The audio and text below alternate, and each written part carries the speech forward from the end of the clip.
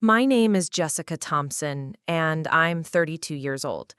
I never thought I'd be sitting in a dusty attic 3 months after my mother's funeral, holding a document that would shatter everything I thought I knew about my family. The look of absolute terror on my sister Emma's face when Attorney Patricia Wells read the real will aloud still haunts me. 28 years of believing I was the disappointment, the afterthought, the daughter who could never measure up, and it turns out my mother had been trying to protect me all along. Before we jump back in, tell us where you're tuning in from, and if this story touches you, make sure you're subscribed because tomorrow I've saved something extra special for you. I'm still processing how a woman's dying words of give her everything could hide such a devastating secret. My sister Emma had always been the golden child, the one who could do no wrong in our mother's eyes, or so we all believed. When Mom whispered those final words while squeezing Emma's hand in that sterile hospital room, none of us questioned what they meant. We thought we knew. Emma certainly thought she knew.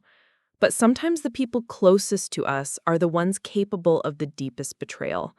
And sometimes a mother's love works in ways we never expect. Growing up in Springfield, Illinois, our family seemed picture perfect from the outside. My parents, David and Margaret Thompson, had built Thompson's hardware store from nothing back in 1952, turning it into one of the most successful family businesses in our small city. The Victorian house on Maple Street where we lived was the kind of place people drove by slowly, admiring the wraparound porch and the meticulously maintained garden that my mother tended with religious devotion. My father, David, was a gentle giant of a man, standing 6'4", with hands that could fix anything and a laugh that could fill a room.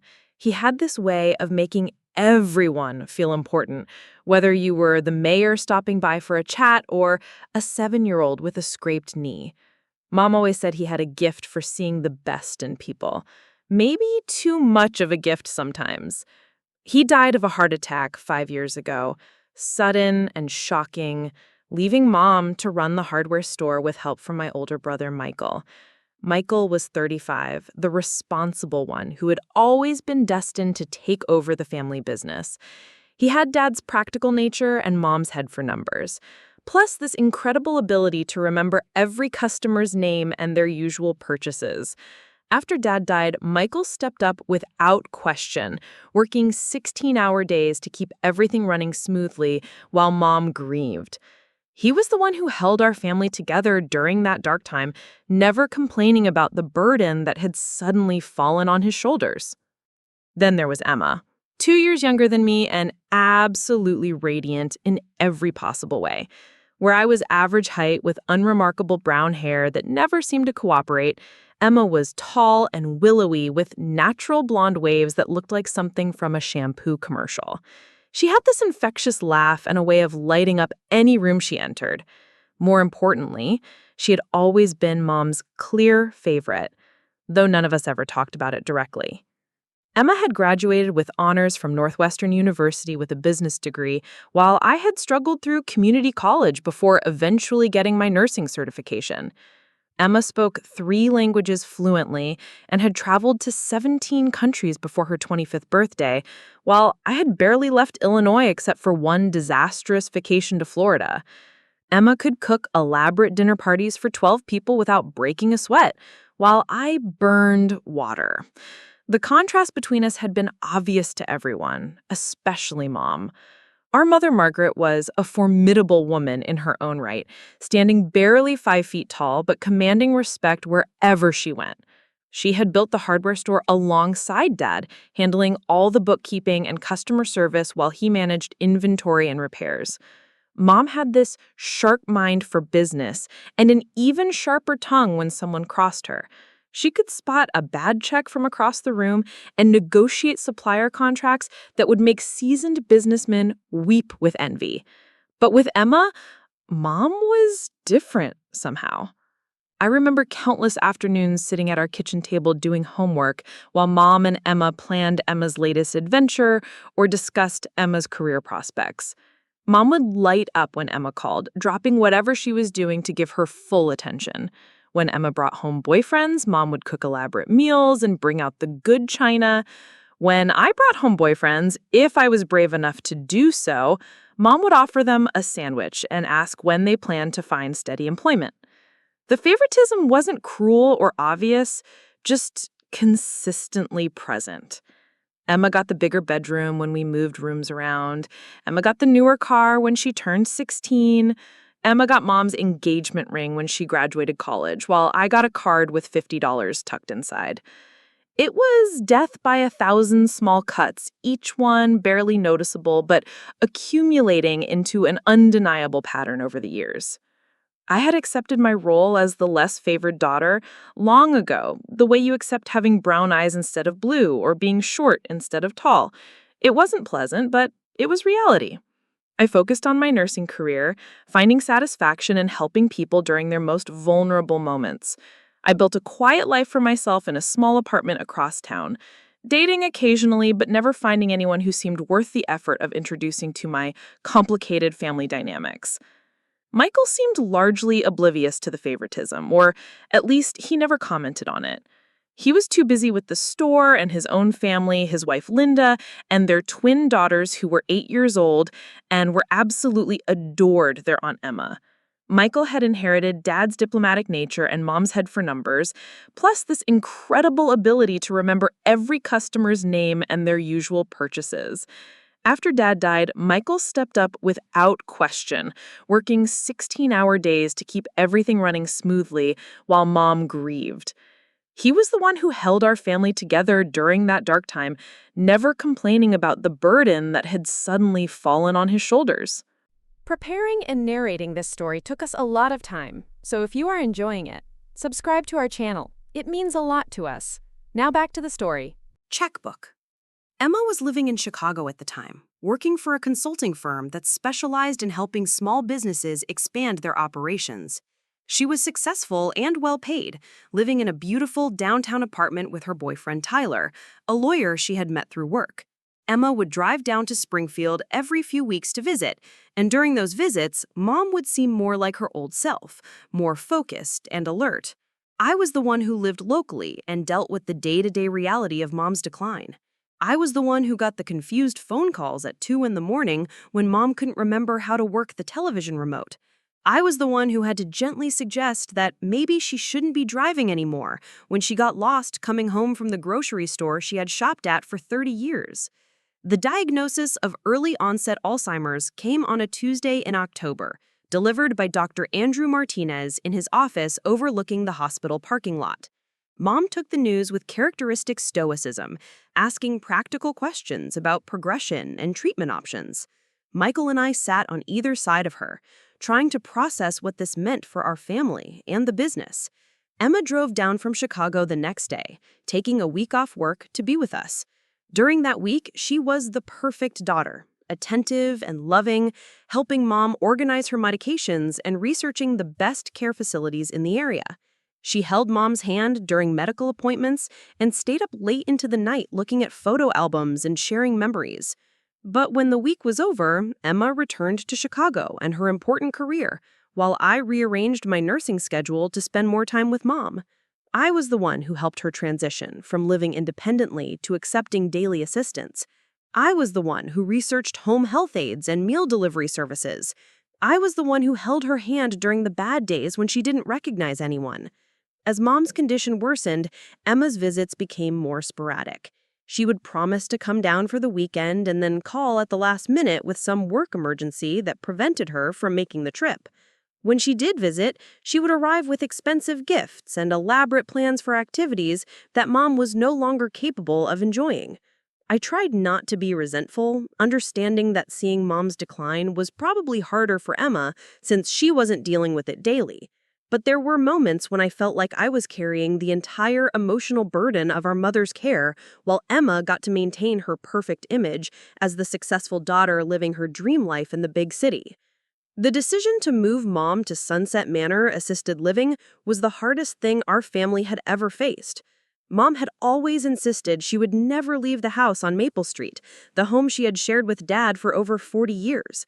But her care needs had become too complex for home health aides to manage safely, and none of us were equipped to provide the level of medical supervision she required.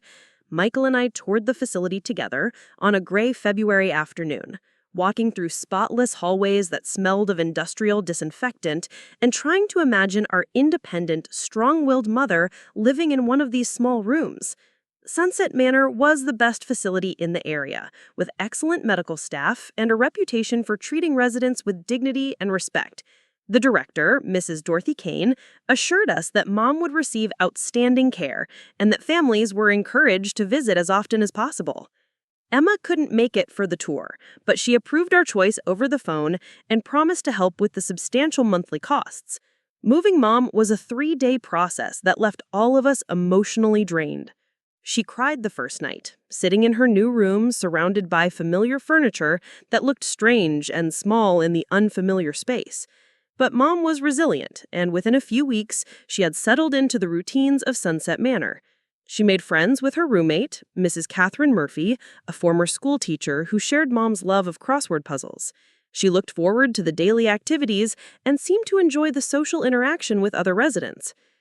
Emma visited more frequently once Mom was at Sunset Manor, perhaps finding it easier to handle these structured visits than the unpredictable challenges of caring for Mom at home. During these visits, Emma would bring flowers and photo albums, sitting with Mom for hours talking about old memories and family history. I visited almost daily after my nursing shifts, sometimes finding Mom alert and conversational, other times finding her confused and agitated. The progression of her disease was unpredictable, with good days and bad days that seemed to follow no particular pattern. On the good days, Mom would ask detailed questions about my work and share stories from her childhood. On the bad days, she would think I was her sister, or become upset because she couldn't remember where Dad was. The staff at Sunset Manor grew to know our family well, particularly Linda Foster, the head nurse who had 20 years of experience working with Alzheimer's patients. Linda was endlessly patient with Mom's questions and confusion, and she helped me understand that the disease affected different people in different ways. Some patients became aggressive or paranoid, while others became withdrawn and sad. Mom seemed to be following a pattern of increasing confusion mixed with moments of startling clarity. Tyler, Emma's boyfriend, accompanied her on several visits to Sunset Manor. He was charming and polite, the kind of man who remembered to compliment the nursing staff and ask thoughtful questions about Mom's care. Tyler worked for a prestigious law firm in Chicago, specializing in estate planning and trust management. He seemed genuinely fond of Mom and would spend time talking with her about the hardware store and her memories of building the business with Dad. During one of these visits, I overheard Tyler asking Mom detailed questions about the store's financial history and her plans for the business after she was gone. At the time, I thought he was just being interested and supportive, trying to connect with his girlfriend's family. I didn't realize that those conversations would later take on much more sinister significance. Mom's final months were a heartbreaking mixture of decline and unexpected moments of connection.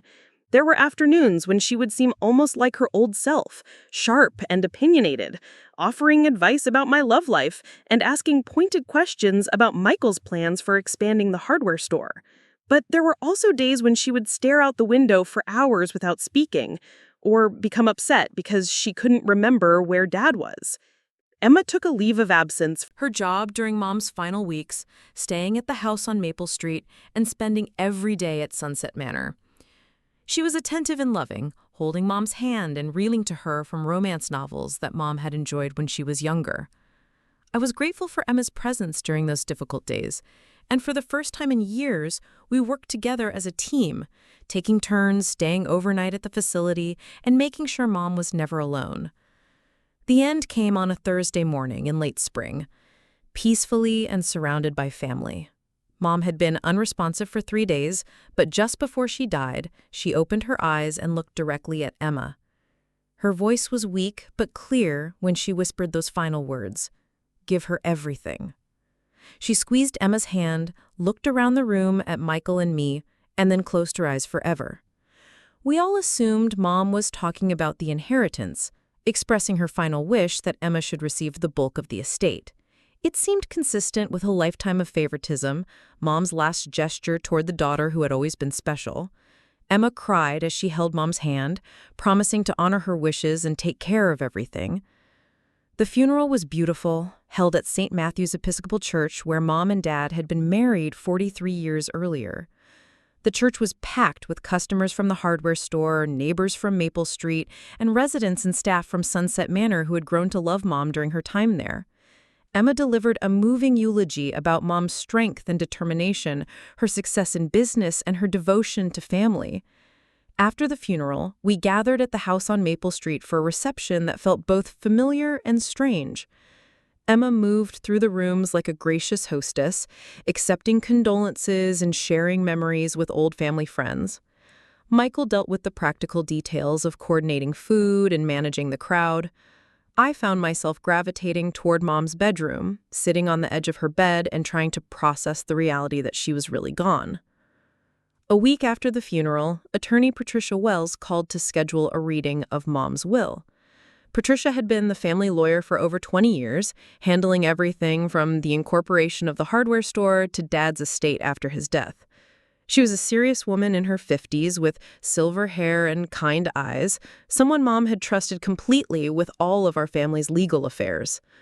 The will reading was scheduled for the following Tuesday at Patricia's office in the Oak Building downtown.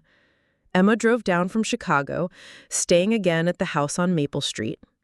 The night before the appointment, the three of us sat in Mom's kitchen drinking coffee and speculating about what the will might contain. We all expected Emma to inherit the majority of the estate, given Mom's clear favoritism over the years and her final words at the hospital. Michael hoped to inherit the hardware store, which made sense given his years of running the business and his obvious love for the work. I didn't have any particular expectations, assuming I would receive some small bequest and the knowledge that Mom had finally expressed her true feelings about her children in the most official way possible. None of us were prepared for what we would learn in Patricia's conference room the next day, or for the devastating secrets that would emerge in the weeks that followed. Sometimes the people we think we know best are capable of deceptions that go beyond anything we could imagine, and sometimes a mother's love is more complicated and more protective than we ever realize. Tuesday morning arrived with an unseasonable chill for late May, the kind of gray, overcast day that seemed fitting for the somber business ahead. I arrived at Patricia Wells's office 15 minutes early, needing time to compose myself before facing what I assumed would be the formal confirmation of everything I had always known about my place in our family hierarchy. The Oak Building was one of Springfield's older professional complexes, with marble floors that echoed every footstep and mahogany paneling that spoke of old money and established reputations. Patricia's secretary, a pleasant woman named Carol who had worked for the firm for decades, offered me coffee while I waited in the reception area. I declined, my stomach already churning with a mixture of grief and apprehension. Through the tall windows, I could see the courthouse across the street where Mom and Dad had gotten their marriage license all those years ago, a detail that seemed both poignant and irrelevant in the moment. Michael arrived precisely on time, as was his nature, wearing the same navy suit he had worn to Dad's funeral 5 years earlier. He looked tired, the kind of bone-deep exhaustion that comes from carrying too much responsibility for too long. Since Mom's death, he had been managing the hardware store completely on his own, while also handling the dozens of administrative tasks that come with losing a parent. Insurance claims, death certificates, utility transfers, bank account closures, the endless bureaucratic aftermath of a life ended. Emma swept in 5 minutes later, apologizing profusely for being late, despite not actually being late at all. She had always had this way of making her arrivals seem dramatic and important, as if the world had been holding its breath waiting for her to appear. She wore a black designer dress that probably cost more than I made in a month, with pearl earrings that had belonged to our grandmother. Everything about her appearance was perfectly coordinated and appropriate, from her subtle makeup to her elegant handbag. Patricia emerged from her office with the measured dignity that had made her one of Springfield's most respected attorneys. She had known our family since before Emma and I were born, having handled the legal work when Mom and Dad first incorporated the hardware store. Her silver hair was pulled back in her characteristic chignon, and she wore a charcoal gray suit that conveyed both professionalism and sympathy. The conference room was smaller than I had expected, with a polished oak table surrounded by 6 burgundy leather chairs. A box of tissues sat discreetly on a side table, and the walls were lined with law books that looked like they had been there since the building opened. Patricia gestured for us to sit wherever we felt comfortable, then took her place at the head of the table with a manila folder containing what I assumed were the documents that would reshape our family's future. Patricia began with the kind of formal language that lawyers use to create distance from emotional situations. She expressed her condolences again, reminded us that the will had been properly executed and witnessed, and explained the basic process of probate. Her voice was gentle but professional as she outlined what we could expect in terms of timelines and procedures. Then she opened Folder and began to read. The initial provisions were exactly what we had expected. Small bequests to St. Matthew's Church, to Sunset Manor, and to Dorothy Kane, who had been particularly kind to Mom during her final months. A generous donation to the Alzheimer's Association in Dad's memory. These gifts totaled about $50,000, a significant sum but reasonable given the size of Mom's estate. The personal property bequests came next. Emma would receive Mom's jewelry, including her wedding ring and the antique brooch that had belonged to our great-grandmother. Michael would receive Dad's tools and workshop equipment, items that held both sentimental and practical value for someone who worked with his hands. I would receive Mom's collection of first edition novels, books she had treasured but that I had never shown particular interest in. Then Patricia reached the major provisions, the distribution of the hardware store and the family home, the assets that represented the bulk of Mom's wealth.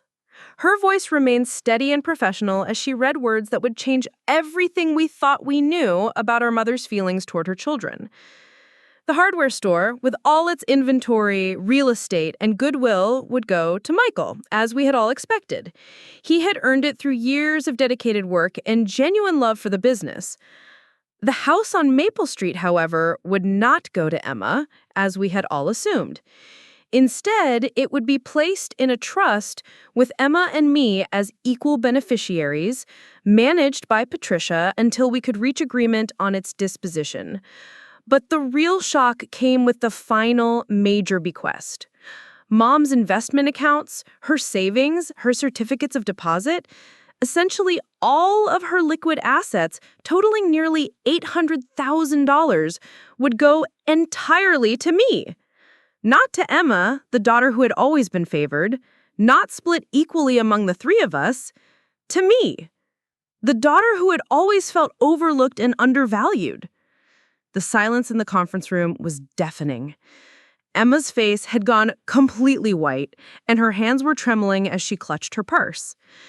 Michael looked stunned, but not particularly upset, perhaps because he had received the hardware store, which was what he had always wanted. I felt like the room was spinning around me, unable to process what I had just heard. Patricia continued reading, but I barely heard the standard legal language about taxes and administration. My mind was reeling with questions that seemed to have no logical answers. Why would Mom leave me the majority of her estate when she had spent 32 years making it clear that Emma was her favorite? Had I misunderstood their relationship all these years? Had Mom's Alzheimer's affected her judgment when she made these decisions? Emma found her voice first, though it came out as barely more than a whisper. She asked Patricia when the will had been written, clearly hoping that it predated Mom's diagnosis and could therefore be challenged on the grounds of mental incapacity. Patricia's answer was devastating. The will had been updated just 18 months ago, well after Mom's diagnosis, but during a period when she had been evaluated by 2 independent physicians as mentally competent to make legal decisions. Furthermore, Patricia explained, she had spent considerable time with Mom during the drafting process, ensuring that she understood the implications of her decisions and that she was making them freely and without undue influence. Mom had been lucid and decisive, expressing clear reasoning for her choices, even if she hadn't shared that reasoning with her family. Emma's composure began to crack. She demanded to know what reasoning Mom could possibly have had for such an unusual distribution. She pointed out that she had been the one with the business education, the one who had always been interested in financial planning and investment strategies. She reminded Patricia of Mom's final words, "Give her everything," which everyone in the hospital room had interpreted as Mom's blessing for Emma to inherit the bulk of the estate. Patricia's response was measured and careful. She explained that she could not share the specific conversations she had had with Mom about her estate planning decisions, as those discussions were protected by attorney-client privilege. However, she could say that Mom had given considerable thought to each bequest and had discussed the potential reactions of her children to her choices. Michael, ever the peacekeeper, suggested that we all needed time to process this information before making any major decisions. He pointed out that the estate would need to go through probate anyway, which would give us several months to work through the emotional implications of Mom's choices. He proposed that we maintain the status quo for now, with him continuing to run the hardware store and the house remaining empty until we could decide what to do with it. But Patricia was not interested in maintaining the status quo. Her shock was rapidly transforming into anger, and her voice was rising as she demanded answers that Patricia clearly could not or would not provide. She accused Patricia of manipulating Mom during her illness, of taking advantage of an elderly woman's confusion to create a will that made no sense given the family dynamics everyone had observed for decades. Patricia remained professional but firm in her response. She assured Emma that Mom had been thoroughly evaluated for competency and that all proper procedures had been followed. She offered to provide copies of the medical evaluations and competency assessments if Emma wished to review them. She also suggested that if Emma had concerns about the validity of the will, she was free to contest it through the proper legal channels. The meeting ended with more questions than answers, and a tension between Emma and me that had never existed before. As we gathered our things and prepared to leave, Emma's parting comment was delivered with a coldness I had never heard from her before. She told me that she hoped I was satisfied with the results of whatever manipulation I had used to influence Mom's decisions, and that she would be consulting with her own attorney about her legal options. I was too stunned to respond, and by the time I had processed what she had said, she had already left the building. Michael lingered for a moment, placing a comforting hand on my shoulder and reminding me that grief affected people differently. He suggested that Emma probably would feel differently once the initial shock had worn off, but his tone suggested that he wasn't entirely convinced of his own words. The drive home from Patricia's office was a blur of conflicting emotions. Part of me felt vindicated after years of feeling like the less important daughter, finally receiving tangible proof that Mom had valued me more than I had ever realized. But another part of me felt guilty and Confused, wondering if I had somehow misunderstood the family dynamics that had shaped my entire life. That evening, I sat in my small apartment, trying to make sense of what had happened. I called my best friend Rachel, a fellow nurse who had listened to me complain about family favoritism for years. Rachel was as shocked as I was by the contents of the will, but she pointed out something that I hadn't considered. She suggested that maybe Mom's apparent favoritism toward Emma had been a form of protection for me, a way of shielding me from Emma's potentially manipulative tendencies. The idea seemed far-fetched at first, but as I thought about it more, certain memories began to take on new significance. Times when Mom had seemed to deliberately exclude me from conversations with Emma about money or business decisions. Occasions when Mom had discouraged me from lending Emma money or getting too involved in her various schemes and ventures. What I had interpreted as favoritism might have actually been Mom's way of protecting me from something she could see, but I couldn't. Over the next few days, Emma's behavior became increasingly erratic and concerning. She had returned to Chicago immediately after the will reading, but she called me repeatedly, alternating between tears and accusations. She insisted that I must have somehow influenced Mom's decisions, perhaps by bad-mouthing her during my daily visits to Sunset Manor. She suggested that I had taken advantage of Mom's illness to manipulate her into changing her will. The accusations were hurtful and completely unfounded. I had never discussed inheritance or estate planning with Mom, partly because I had assumed I would receive very little, and partly because such conversations seemed inappropriate while she was struggling with her illness. I had focused on providing comfort and companionship during her decline, not on positioning myself for financial gain. But Emma's accusations made me start paying attention to other aspects of her recent behavior that I had previously overlooked. During Mom's final months, Emma had been unusually interested in the family's financial affairs. She had asked detailed questions about the hardware store's profitability and had encouraged Mom to consider various investment strategies that seemed overly complex for someone in her condition.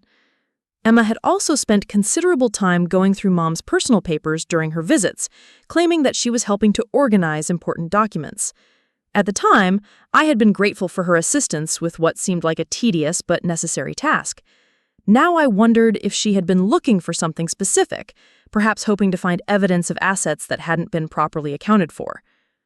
Tyler's involvement in these activities also began to seem more significant in retrospect.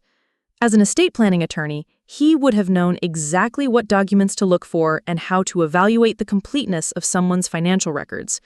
His friendly conversations with Mom about the hardware store's history might have been fishing expeditions designed to gather information about hidden assets or overlooked investments. Michael, meanwhile, was dealing with his own set of challenges related to inheriting the hardware store. While he was grateful to receive the business he had been running for years, he was also concerned about the financial implications of the inheritance. The store was profitable, but required significant ongoing investment in inventory and equipment. Michael would need to take out loans to pay the estate taxes on his inheritance, and he wasn't sure if the business could support the additional debt service. We met for dinner at a quiet restaurant across town to discuss the practical implications of Mom's will. Michael was characteristically thoughtful and measured in his approach to the situation, focusing on solutions rather than dwelling on the emotional turmoil that had consumed Emma and me. He had already spoken with his accountant about the tax implications of inheriting the business and had begun exploring options for financing the transition. During our conversation, Michael shared some observations about Emma's behavior during Mom's final months that aligned with my own growing concerns. He had noticed Emma's unusual interest in the family's financial affairs and had been puzzled by some of the questions she had asked about the store's operations. He had also been uncomfortable with Tyler's presence during what should have been private family conversations about sensitive topics. Most significantly, Michael revealed that Emma had approached him several months before Mom's death with a proposal for restructuring the family business. She had suggested that the three of us should form a partnership to purchase the store from Mom, with Emma contributing her business expertise and connections to help expand operations. At the time, Michael had been focused on caring for Mom and had politely declined to pursue the idea. Now he wondered if Emma's proposal had been motivated by advanced knowledge of Mom's estate planning decisions. The more we discussed Emma's recent behavior, the more convinced we became that she had been positioning herself to benefit financially from Mom's death in ways that went beyond just inheriting as the favored daughter. Her frequent visits during Mom's final months, her interest in financial documents, and Tyler's involvement in family conversations all suggested a level of calculation that was disturbing to contemplate. But we still had no concrete evidence of wrongdoing, and Emma's emotional response to the will reading seemed genuine, even if her accusations against me were unfounded. It was possible that she had simply been trying to be helpful, and that her current behavior was driven by grief and disappointment rather than guilt over any improper conduct. The situation became more complicated when Patricia called to inform me that Emma had indeed retained an attorney and was preparing to contest the will. The grounds for her challenge would be undue influence, claiming that I had manipulated Mom during her illness to benefit myself at Emma's expense. Patricia warned me that such contests could be lengthy and expensive, potentially tying up the estate for years while lawyers collected fees and family relationships were permanently damaged. Patricia also mentioned something that would prove to be crucial in the weeks ahead. During her final meeting with Mom about the will, Mom had expressed concern that some of her important papers might not be easily located after her death. She had asked Patricia to remind us to look carefully through all of her personal belongings, including items that might seem unimportant at first glance. At the time, Patricia had assumed Mom was referring to insurance policies or financial statements that might have been misfiled. We soon discovered that Mom's concerns had been much more specific and urgent than any of us had realized. That weekend, Michael and I decided to begin the emotionally difficult task of going through Mom's personal belongings at the house on Maple Street. Emma had returned to Springfield and was staying at a hotel, having declared that she couldn't bear to sleep in a house that no longer felt like home to her. She had agreed to participate in sorting through Mom's things, but only if Tyler could be present to ensure that nothing important was overlooked or misappropriated. The decision to include Tyler in such an intimate family activity struck me as odd and somewhat inappropriate, but Michael was eager to avoid additional conflict with Emma. We agreed that Tyler could observe the process but would not participate in making decisions about which items should be kept, donated, or discarded. The arrangement felt awkward and formal, like having a referee at a family gathering, but it seemed like the only way to proceed without triggering another confrontation. Mom's bedroom was the logical place to start, as it contained her personal papers, jewelry, and the items that would be most emotionally charged for all of us. The room still smelled faintly of the lavender perfume Mom had worn for as long as I could remember, and her reading glasses were still folded on the nightstand next to a romance novel she would never finish. Emma approached the task with an intensity that seemed excessive for someone who was simply grieving. She examined every document with the thoroughness of a forensic accountant, reading bank statements and insurance policies with an attention to detail that would have been impressive under different circumstances. Tyler stood behind her, occasionally asking questions about dates or amounts that seemed designed to help Emma build a timeline of Mom's financial activities. I focused on the more personal items, sorting through jewelry boxes and photo albums while trying to ignore the uncomfortable dynamic between Emma and Tyler. Michael worked methodically through Mom's desk, organizing papers into piles for the accountant, the attorney, and the various financial institutions that would need to be contacted. It was in Mom's closet, wedged behind a stack of sweater boxes that hadn't been moved in years, that I found the manila envelope that would change everything we thought we knew about our family. The envelope was thick and yellowed with age, sealed with old-fashioned sealing wax that had been impressed with Mom's initial. On the outside, in Mom's careful handwriting, was a single word: Jessica. The envelope was hidden so thoroughly that it would never have been found during casual cleaning or organizing, and had been placed deliberately and secretively in a location where only someone conducting a thorough search would discover it. The weight and thickness of the envelope suggested that it contained multiple documents, and the formal sealing indicated that Mom had considered the contents to be extremely important. Emma noticed my discovery immediately, her attention shifting from the financial documents she had been examining to the envelope in my hands.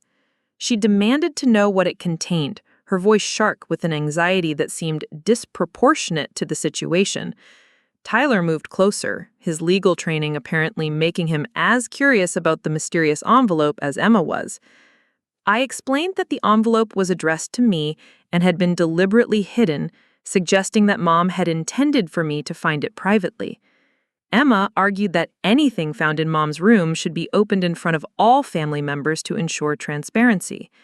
The tension in the room was thick as we debated whether I should open the envelope immediately or wait until I could examine its contents in private. Michael, ever the diplomat, suggested a compromise. I could open the envelope to verify its contents, but if it contained anything that affected the family as a whole, I would share that information with everyone present. It seemed like a reasonable solution, though I was already dreading what I might find inside an envelope that Mom had gone to such lengths to hide. With trembling hands, I broke the wax seal and opened the envelope. Inside were multiple documents, some typed and some handwritten, along with several photographs and what appeared to be copies of official records. The topmost document was a letter addressed to me in Mom's handwriting, dated just 3 months before her death. As I began to read Mom's letter, the words on the page made my blood run cold. The letter began with an apology for keeping secrets and an explanation that she had hidden these documents to protect me from a truth that would be devastating to learn. She wrote that she had discovered Emma's plan to contest any will that didn't favor her, and that she had gathered evidence to ensure that the truth about Emma's character would be available if needed. The letter went on to describe a pattern of manipulation and deception that had been going on for years, carefully hidden from the rest of the family.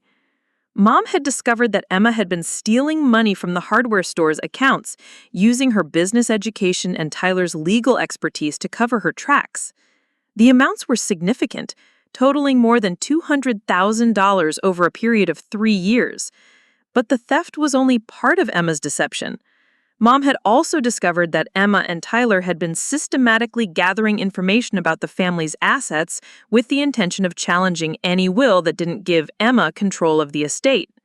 They had researched Mom's medical condition and had planned to claim that her Alzheimer's made her incompetent to make legal decisions, regardless of what medical evaluations might show. Most shocking of all, Mom had evidence that Emma had been gradually increasing the dosage of Mom's sleep medication, creating episodes of confusion and memory loss that she then used to support her claims about Mom's declining mental capacity. The medication manipulation was subtle and nearly undetectable, but Mom had become suspicious when she began experiencing symptoms that didn't match her doctor's expectations for her condition. The envelope contained copies of bank records showing the unauthorized transfers, medical records documenting the medication discrepancies, and even audio recordings that Mom had made of conversations in which Emma and Tyler discussed their plans. The evidence was comprehensive and damning, painting a picture of premeditated elder abuse that went far beyond simple greed. As I read these revelations, I became aware that the room had fallen completely silent. Emma and Tyler were watching me with expressions of growing alarm, clearly recognizing that whatever I was reading was devastating to their interests. Michael was studying my face, trying to understand what could have caused such a dramatic change in my demeanor. The final document in the envelope was perhaps the most shocking of all. It was a second will, properly executed and witnessed, dated just 2 weeks before Mom's death. This will revoked all previous wills and left everything to a charitable trust benefiting Alzheimer's research, with the exception of small personal bequests to Michael and me. Emma was specifically excluded from any inheritance, with a detailed explanation of her theft and manipulation as the reason for her disinheritance. Mom's letter explained that she had created 2 wills as a test of Emma's character. The first will, the one that Patricia had read to us, was designed to seem generous to Emma while actually protecting the bulk of the estate from her reach.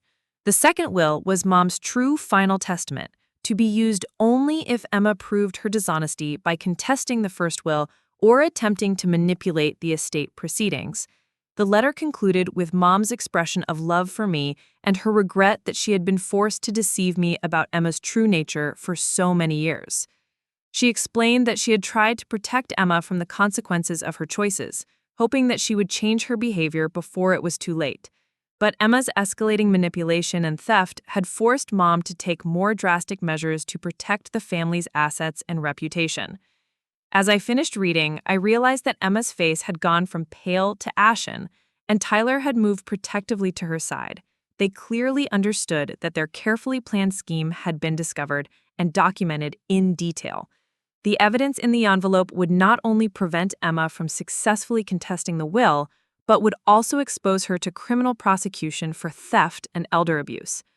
The silence in the room stretched on for what felt like hours, but was probably only minutes.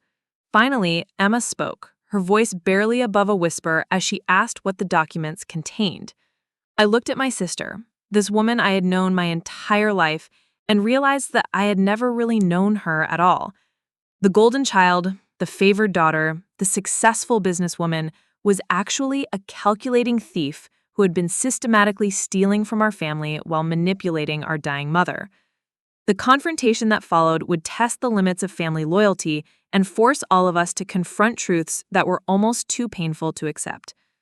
The hidden envelope had revealed not just Emma's crimes, but also the depth of Mom's love and protection, expressed in ways that none of us had understood until it was almost too late.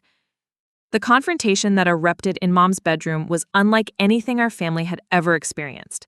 Emma's initial shock quickly transformed into desperate fury as she realized the magnitude of what had been discovered.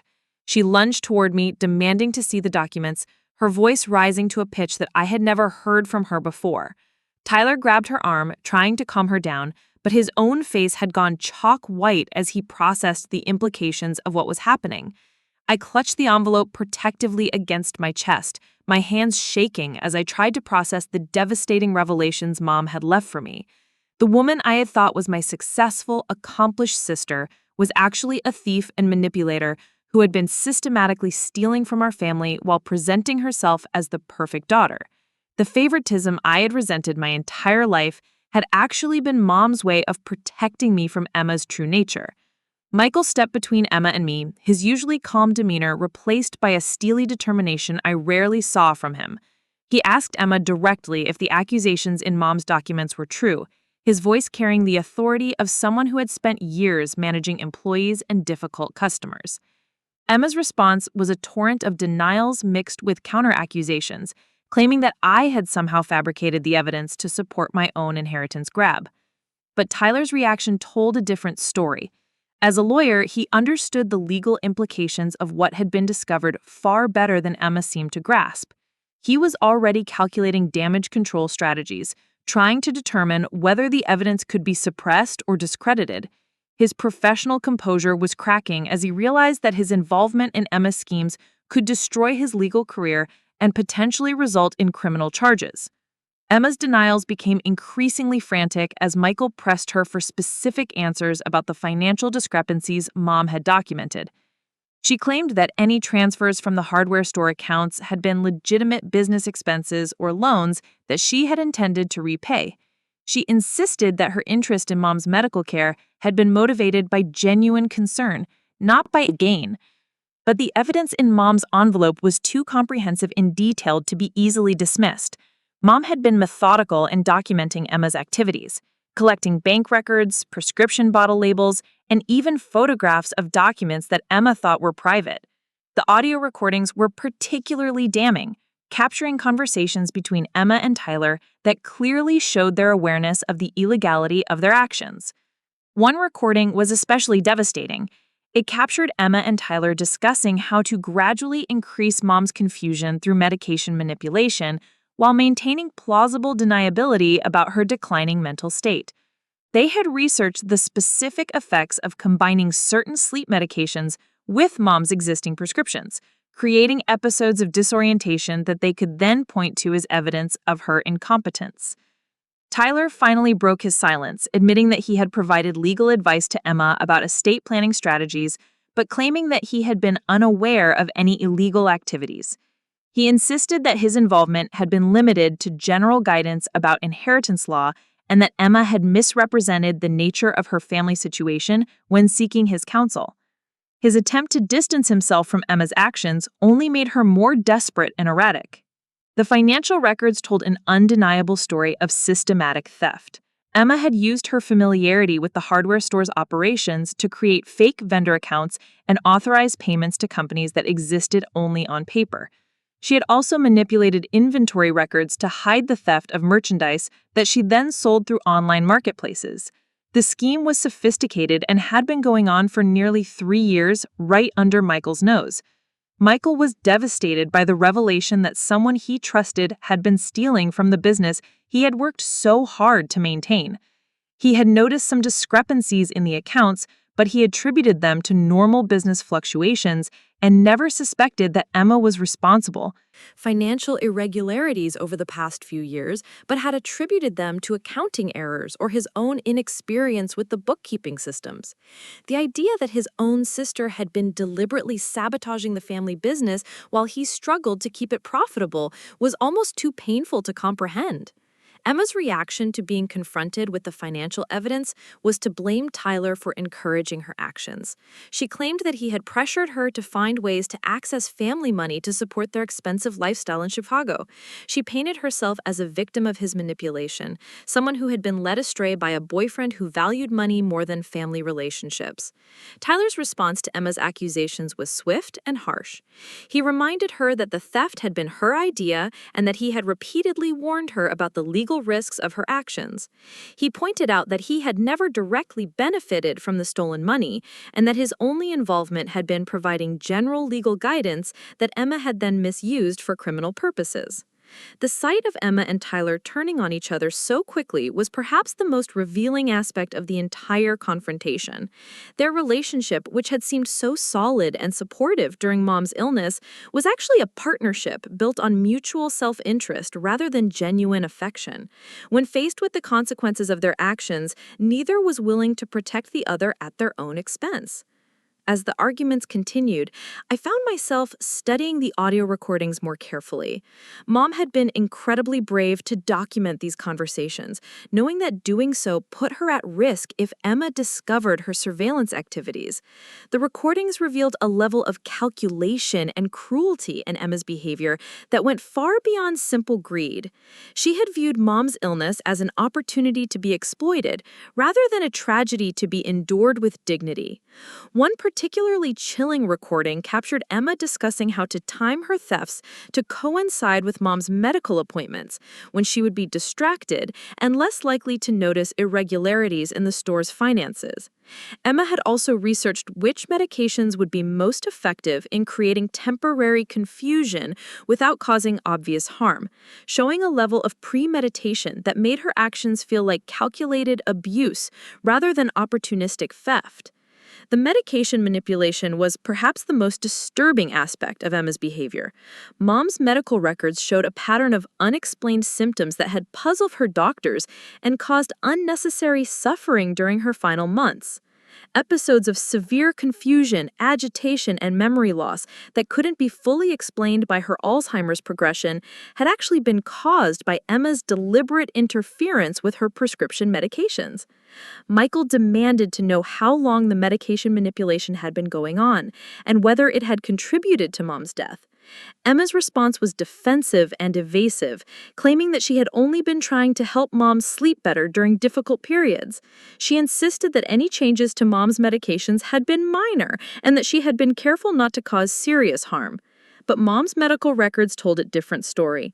The timing of Emma's visits to Sunset Manor correlated closely with episodes of severe confusion that had required emergency medical intervention. On several occasions, Mom had been found unconscious or disoriented to a degree that frightened the nursing staff and required evaluation by emergency physicians. These episodes had been attributed to the natural progression of her disease, but they had actually been caused by Emma's deliberate interference with her prescription medications. Michael demanded to know how long the medication manipulation had been going on and whether it had contributed to Mom's death. Emma's response was defensive and evasive, claiming that she had only been trying to help Mom sleep better during difficult periods. She insisted that any changes to Mom's medications had been minor and that she had been careful not to cause serious harm. But Mom's medical records told a different story. The timing of Emma's visits to Sunset Manor correlated closely with episodes of severe confusion that had required emergency medical intervention. On several occasions, Mom had been found unconscious or disoriented to a degree that frightened the nursing staff and required evaluation by emergency physicians. These episodes had been attributed to the natural progression of her disease, but they had actually been caused by Emma's deliberate interference with her prescription medications. Tyler's legal training made him acutely aware of the serious criminal charges that could result from the evidence in Mom's envelope. Elder abuse, theft, fraud, and potentially even assault charges could destroy both of their lives and result in significant prison sentences. His demeanor shifted from defensive to calculating as he began considering plea bargain possibilities and damage control strategies. Emma seemed less aware of the legal implications, focusing instead on the family relationships that had been destroyed by these revelations. She accused me of being vindictive and manipulative, claiming that I was using Mom's illness and death to settle old scores about childhood favoritism. She insisted that I had somehow influenced Mom to create false evidence against her, a theory that became less credible as the scope and detail of Mom's documentation became clear. The confrontation was interrupted by a phone call from Patricia Wells, who wanted to schedule a follow-up meeting about the estate administration. Michael answered the call and briefly explained that we had discovered additional documents that might affect the probate proceedings. Patricia's response was immediate and serious, requesting that we bring any new evidence to her office as soon as possible and warning us not to discuss the discoveries with anyone outside the immediate family until she could review the materials. After Michael ended the call, the room fell into an uncomfortable silence. Emma and Tyler exchanged glances that suggested they were already planning their response to this crisis, while Michael and I tried to process the full implications of what we had learned. The family dinner conversations, the shared holidays, the moments of apparent closeness had all been performance art designed to hide Emma's true intentions. I found myself remembering specific incidents from Mom's final months that now took on sinister new meanings. Times when Emma had insisted on being alone with Mom during medical appointments, claiming that she wanted to protect Mom from confusing or upsetting information. Occasions when Emma had volunteered to manage Mom's medications during family visits, presenting herself as the caring daughter who was taking responsibility for practical details. There had also been subtle attempts by Emma to isolate Mom from other family members and friends. She had discouraged visits from Mom's longtime friends, claiming that social interactions were too stimulating for someone with Alzheimer's. She had also tried to limit my own visits to Sunset Manor, suggesting that my presence sometimes agitated Mom and that it might be better to space out family visits to avoid overwhelming her. Emma's behavior during Mom's final weeks now seemed calculated and manipulative, rather than loving and supportive. Her dramatic displays of grief and devotion had been performed for an audience that included potential witnesses to her inheritance claims. Even her presence during Mom's final moments had been part of a strategy to position herself as the deserving heir who had sacrificed the most for her mother's care. Tyler's involvement in the family during this period also took on new significance. His questions about the hardware store's financial history hadn't been casual interest in his girlfriend's family business. They had been intelligence-gathering missions designed to help Emma identify assets that might not be properly documented or protected. His charm and legal expertise had been weapons in a campaign to defraud our family while presenting himself as a supportive boyfriend. The realization that Emma and Tyler had been working together to exploit Mom's illness for financial gain was devastating on multiple levels. It represented a betrayal of the most fundamental family bonds and a violation of the trust that vulnerable elderly people must place in their caregivers. Mom had been fighting two battles simultaneously, her Alzheimer's disease and her daughter's systematic abuse. Michael's reaction to these revelations was perhaps the most heartbreaking aspect of the entire situation. As someone who had dedicated years of his life to caring for Mom and maintaining the family business, he was devastated by the knowledge that his efforts had been undermined by someone he trusted completely. The financial theft had made his job infinitely more difficult, forcing him to work longer hours and make painful budget cuts to maintain profitability. Emma's attempts to defend her actions became increasingly desperate as the evidence mounted against her. She claimed that she had intended to repay all the money she had taken from the business and that her activities had been motivated by temporary financial difficulties rather than permanent greed. She insisted that Tyler had been unaware of the extent of her activities and that she had misled him about the nature of her family situation. But the evidence suggested otherwise. Tyler's involvement had been extensive and knowing, including specific legal advice about how to structure financial transactions to avoid detection and how to challenge estate planning decisions based on claims of mental incompetence. His professional expertise had been essential to the success of Emma's schemes, and his romantic relationship with her provided perfect cover for his involvement in her family's private affairs. The audio recordings captured Tyler providing detailed guidance about statute of limitations issues for financial crimes, suggesting ways to delay discovery of the thefts until legal action would be more difficult to pursue. He had also researched the specific medical evaluations that would be required to prove mental incompetence in estate litigation, helping Emma understand exactly what evidence she would need to present to successfully challenge Mom's will.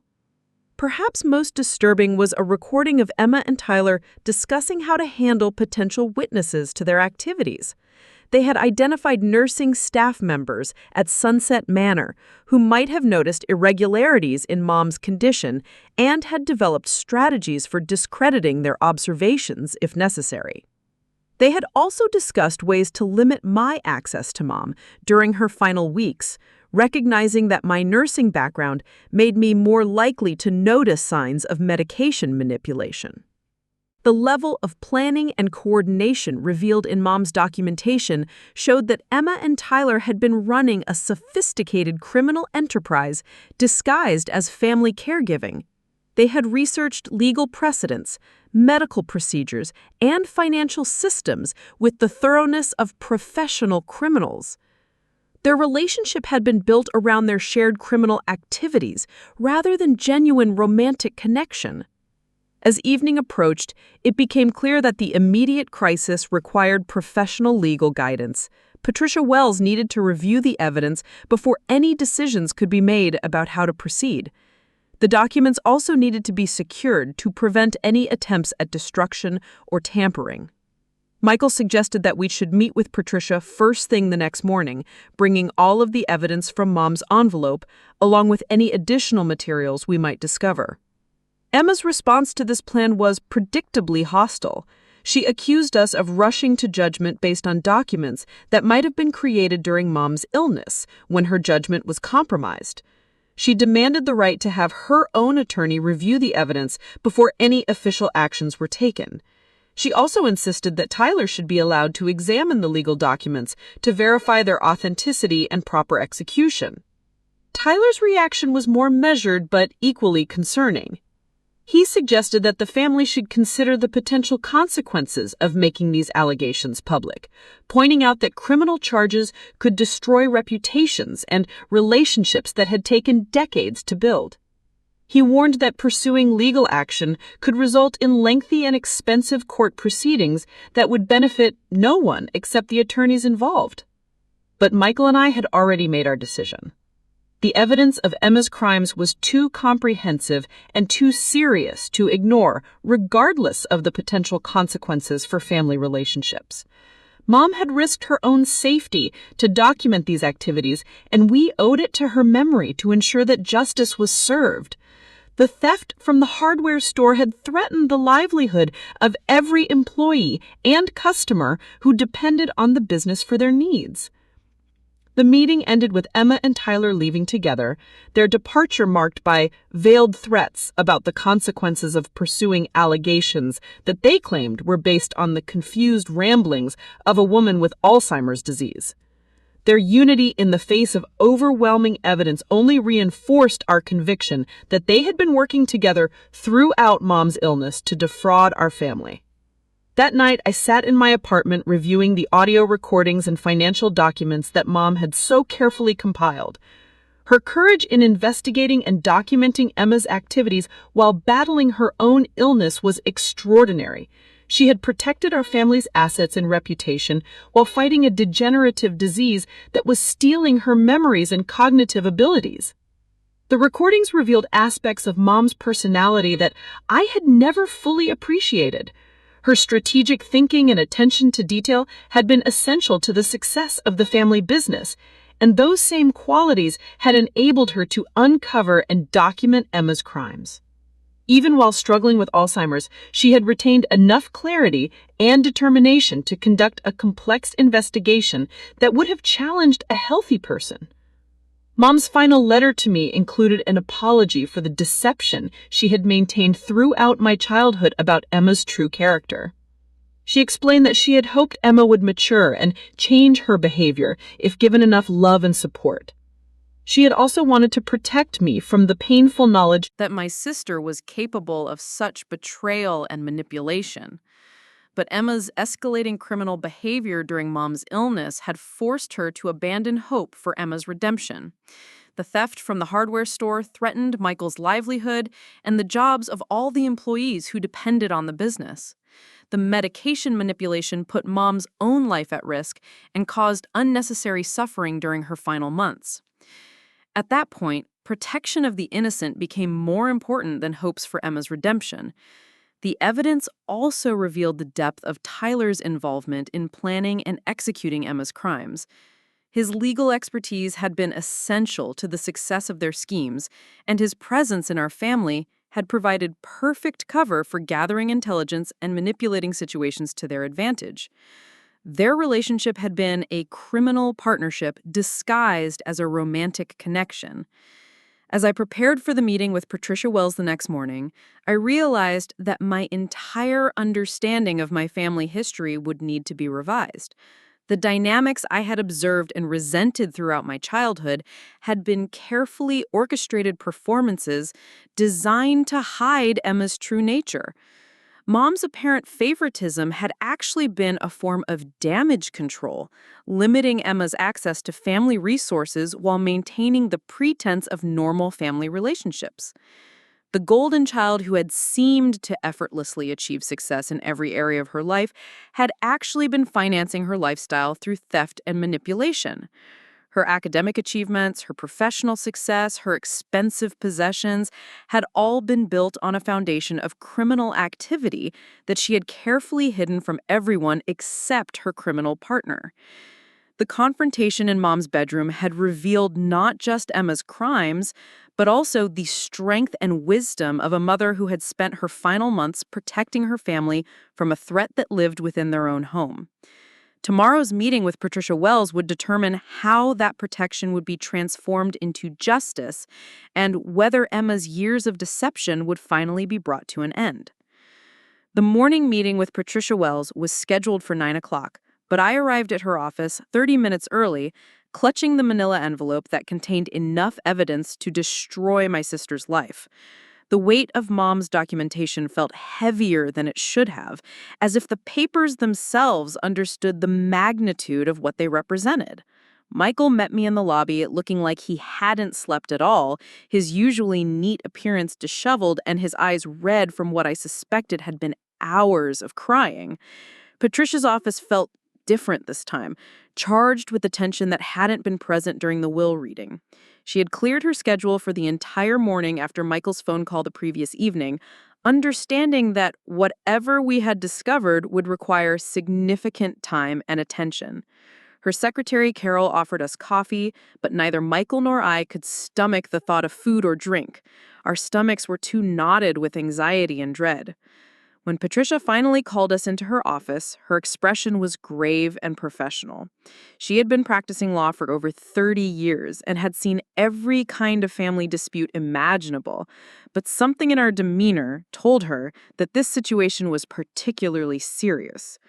She asked us to explain what we had discovered, and I handed her the envelope with hands that were visibly shaking. Patricia's reaction to Mom's letter was immediate and intense. As she read the accusations against Emma, her eyebrows rose steadily higher, and she occasionally muttered professional observations under her breath. When she reached the section about medication manipulation, she looked up at us with an expression of genuine horror. As an attorney who specialized in elder law, she had seen cases of elder abuse, but the level of calculation and cruelty described in Mom's documentation was extraordinary. The financial records were what truly convinced Patricia that we were dealing with serious criminal activity rather than family misunderstandings. She spread the bank statements and forged invoices across her conference table, using her calculator to verify the amounts and her legal experience to understand the sophistication of the fraud. The total theft exceeded $300,000 when all the various schemes were combined, an amount that qualified for federal prosecution under multiple statutes. Patricia's examination of the audio recordings was particularly thorough. She listened to each conversation multiple times, taking detailed notes about statements that could be used as evidence in criminal proceedings. The recordings captured Emma and Tyler discussing their activities with a casualness that suggested they had been engaged in criminal behavior for so long that it had become routine. Their conversations revealed not just the mechanics of their crimes, but also their complete lack of remorse or concern for the harm they were causing. One recording was especially damaging. It captured Tyler explaining to Emma how to create false medical emergencies that would justify changes to Mom's medication regimen. He had researched the specific combinations of drugs that would create dramatic but temporary symptoms, allowing Emma to present herself as the concerned daughter who was advocating for more aggressive treatment of Mom's agitation and sleep disturbances. Patricia's professional composure cracked when she heard Emma laughing about how easy it was to fool the nursing staff at Sunset Manor. Emma had joked about the nurses being too busy and understaffed to notice small changes in medication timing or dosages. She had specifically targeted shifts when the newest and least experienced staff members were working, knowing that they would be less likely to question her authority as Mom's daughter. The evidence also revealed that Emma and Tyler had been planning their activities for over a year before putting their schemes into action. They had researched Mom's financial assets, studied the operations of the hardware store, and even investigated the backgrounds of potential witnesses who might interfere with their plans. Their preparation had been as thorough as any professional criminal enterprise. Patricia asked pointed questions about our own knowledge of Emma's activities, clearly concerned that whether Michael or I could be implicated in any wrongdoing. She was relieved to learn that we had been completely unaware of the theft and manipulation, though she warned us that Emma's defense attorneys would likely try to suggest that we had been complicit in some way. The legal implications of the evidence were staggering. Patricia identified potential charges including elder abuse, theft, fraud, forgery, assault, conspiracy, and violation of federal banking regulations. Tyler's involvement as a licensed attorney made his crimes even more serious, as he could face additional charges related to professional misconduct and violation of legal ethics rules. Patricia also explained that the evidence could support a wrongful death lawsuit against Emma, given that her medication manipulation had likely contributed to Mom's suffering and possibly hastened her death. The medical records showed a clear correlation between Emma's visits and episodes of severe confusion that had required emergency medical intervention. Most importantly for our immediate situation, the evidence completely vindicated Mom's estate planning decisions and would prevent any successful challenge to her will. Emma's documented criminal behavior provided clear justification for her exclusion from the inheritance, and the evidence of her manipulation attempts would destroy any claims about Mom's mental competence. Patricia recommended that we immediately contact both local police and federal authorities, given the scope and sophistication of the crimes involved. She offered to coordinate with law enforcement and to provide legal representation for Michael and me throughout the investigation and prosecution process. She also suggested that we should prepare for Emma and Tyler to mount an aggressive defense that would likely include attempts to discredit the evidence and attack our credibility. The meeting was interrupted by a phone call from Emma's attorney, Daniel Morrison, who had been retained overnight to represent her interests. Morrison requested an immediate meeting to discuss what he described as misunderstandings about family financial arrangements. Patricia's response was polite but firm, explaining that we would be involving law enforcement and that any future communications should go through official channels. Morrison's quick involvement confirmed our suspicions that Emma and Tyler had spent the previous evening developing their defense strategy. They were clearly taking the situation seriously and had recognized the need for professional legal representation. Morrison was known in Springfield legal circles as an aggressive defense attorney who specialized in white-collar crime cases. After ending the call with Morrison, Patricia walked us through the process of filing criminal complaints and civil lawsuits. She explained that the criminal prosecution would be handled by the state and federal prosecutors, while we could pursue civil remedies to recover the stolen money and seek damages for the harm caused by Emma's actions. The civil litigation would be particularly important for recovering the money stolen from the hardware store, which Michael needed to keep the business operating successfully. Patricia estimated that we could recover not just the stolen amounts, but also punitive damages and attorney fees, given the egregious nature of Emma's conduct. We spent the rest of the morning reviewing the evidence in detail and preparing formal complaints for submission to law enforcement. Patricia's staff made copies of all the documents and recordings, ensuring that the originals would be preserved as evidence, while giving us working copies for our own records. The formal complaint to the Springfield Police Department was filed that afternoon, with Detective Robert Stevens assigned to lead the investigation. Stevens was a veteran investigator with extensive experience in financial crimes and elder abuse cases. His initial review of the evidence was promising, and he immediately opened formal investigations into both the theft and the medication manipulation. Detective Stevens interviewed Michael and me separately, gathering detailed information about our family history and Emma's behavior during Mom's final months. He was particularly interested in the timeline of events and any witnesses who might have observed Emma's activities at the hardware store or Sunset Manor. The interview process was emotionally draining, requiring us to relive Mom's illness and death while examining every interaction with Emma for signs of deception and manipulation. Stevens was professional and compassionate, but the questions forced us to confront the reality that we had been living with a criminal for years without recognizing the danger. Stevens also coordinated with federal authorities, given that some of Emma's activities crossed state lines and involved federal banking regulations. The FBI assigned Agent Maria Rodriguez to work with the local investigation, bringing additional resources and expertise to the case. Agent Rodriguez's involvement elevated the seriousness of the situation significantly. Her first action was to freeze Emma's bank accounts and credit cards, preventing her from accessing any remaining stolen funds or fleeing the jurisdiction. The financial investigation revealed additional evidence of money laundering and tax evasion that added federal charges to the growing list of crimes. Emma's reaction to learning about the criminal investigation was swift and desperate. She and Tyler appeared at Patricia's office without an appointment, demanding to speak with us about what they called a massive misunderstanding. Patricia refused to allow them to access us without our consent, but their presence in the building was intimidating and suggested that they were becoming increasingly desperate. Morrison, Emma's attorney, filed motions challenging the validity of Mom's documented evidence, claiming that the recordings had been made without proper consent and that the documents could have been forged. However, Patricia's analysis of the legal requirements showed that Mom had been within her rights to record conversations in her own home, and forensic analysis of the documents confirmed their authenticity.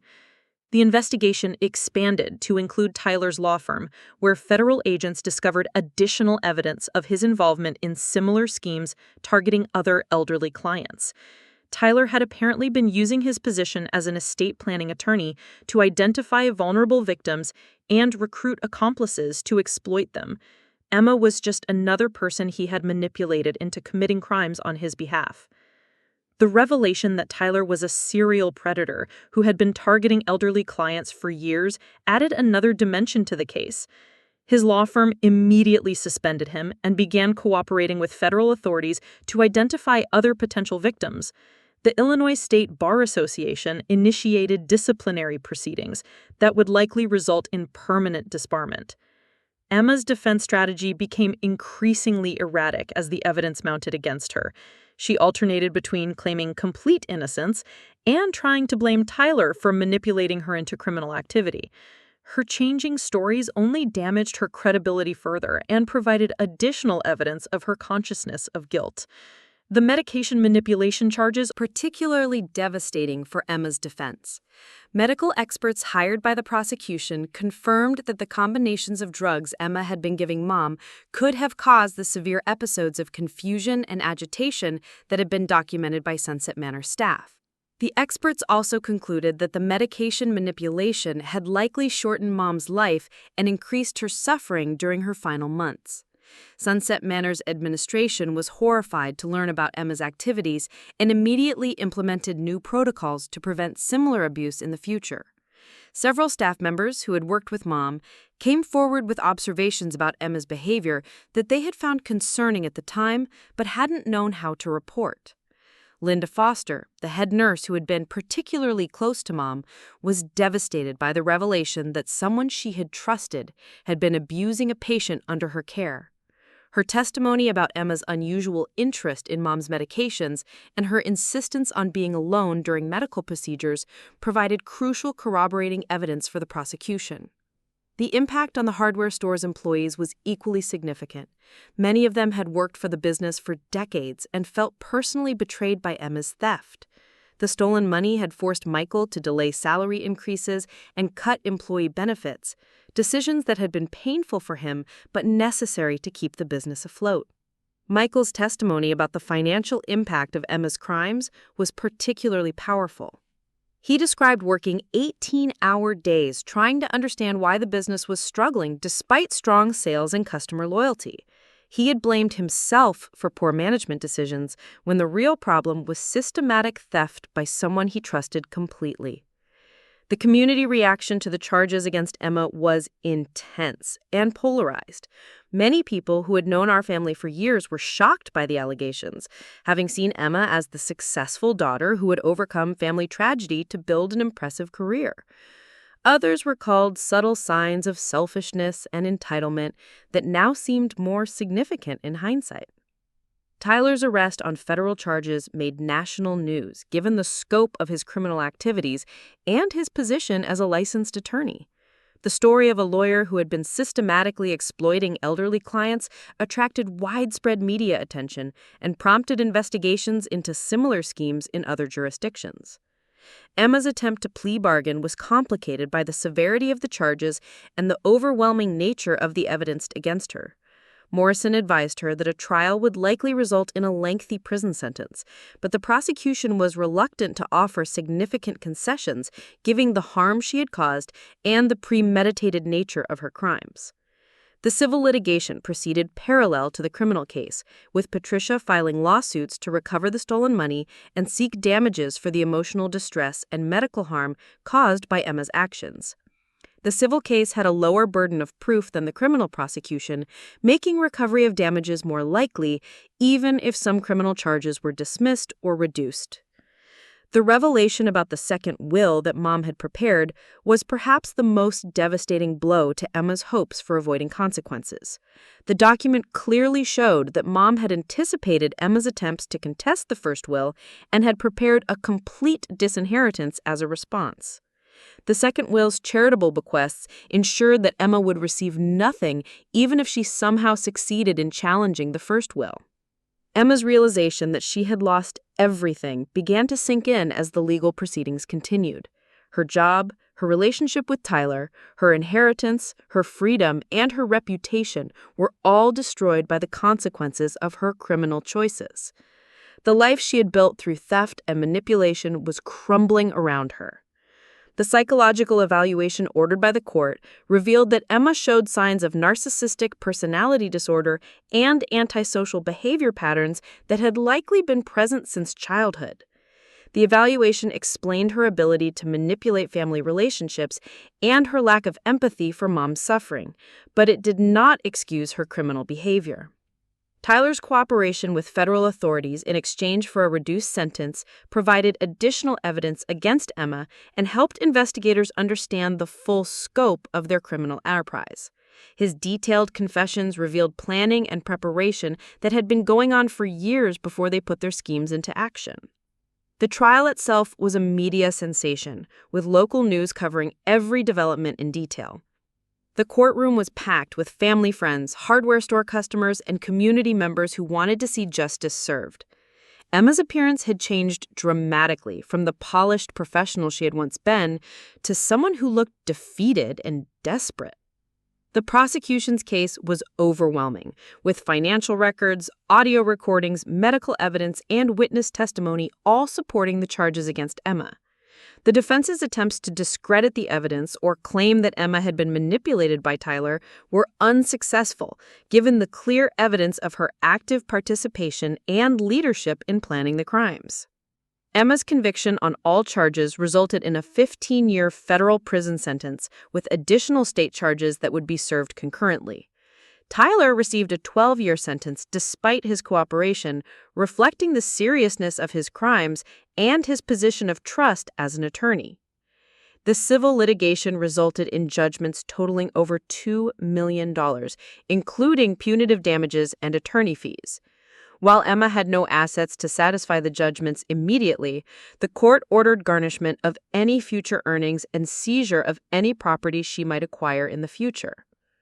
The recovered stolen money allowed Michael to modernize the hardware store and provide back pay and bonuses to employees who had been affected by Emma's theft. The business thrived once the financial burden of the theft was removed, validating Michael's management abilities and hard work over the years. My relationship with Michael was strengthened by our shared experience of uncovering Emma's crimes and seeking justice for Mom's abuse. We developed a deeper appreciation for each other and for the values that Mom and Dad had tried to instill in us. Our weekly dinners became a cherished tradition that helped us process our grief and rebuild our family bonds. The house on Maple Street was eventually sold, with the proceeds divided between Michael and me according to Mom's wishes. Neither of us could bear to live in the place where so much deception and manipulation had occurred, but we were able To preserve some of Mom's belongings and create new memories in our own homes. Dorothy Kane, the director of Sunset Manor, implemented comprehensive training programs for staff to recognize signs of elder abuse and created new protocols for monitoring family member interactions with residents. Mom's case became a teaching example that helped protect other vulnerable elderly people from similar exploitation. The Alzheimer's Association received a substantial donation from the estate, funding research into the disease that had affected Mom and countless other families.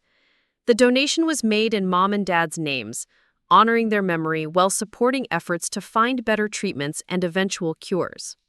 Patricia Wells became not just our attorney, but a trusted family friend who helped us navigate the complex legal and emotional aftermath of Emma's crimes. Her professional expertise and personal compassion were instrumental in achieving justice and beginning the healing process. The investigation into Tyler's other victims led to additional prosecutions and civil recoveries that helped dozens of families who had been exploited by his criminal schemes. Emma's case became a precedent that strengthened legal protections for elderly people and increased penalties for those who abuse positions of trust. Looking back on the entire experience, I realized that Mom's apparent favoritism toward Emma had actually been the most profound expression of love for me that she could have provided.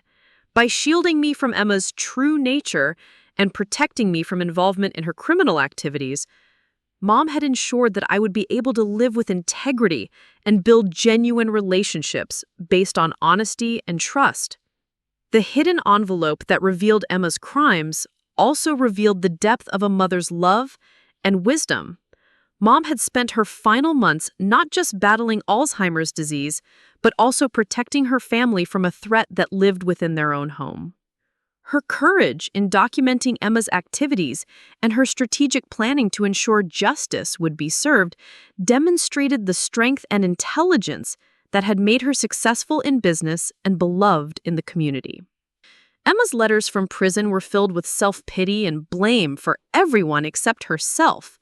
She continued to claim that she had been the victim of circumstances and manipulation, refusing to accept responsibility for her choices, even after conviction and sentencing.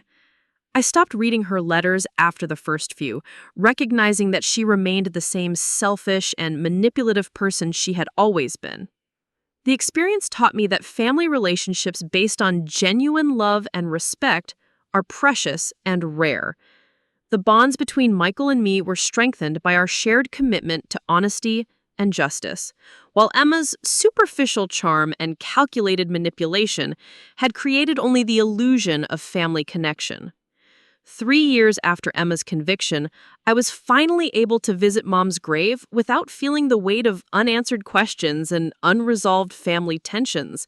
I brought flowers and sat in the peaceful cemetery, telling her about Michael's success with the hardware store and the positive changes in our community that had resulted from her courage in exposing Emma's crimes. The inscription on Mom's headstone read simply, "Devoted wife, mother, and friend." But I knew that those words only captured the surface of who she had been.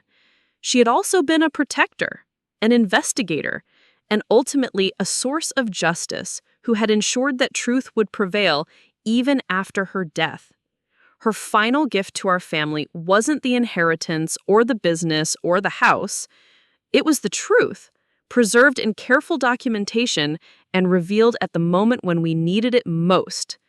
That truth had set us free from years of deception and manipulation, allowing us to build authentic relationships based on genuine love and shared values.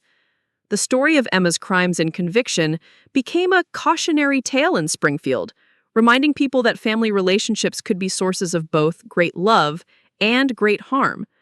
But it was also a story of justice prevailing and of the power of a mother's love to protect her children even from beyond the grave.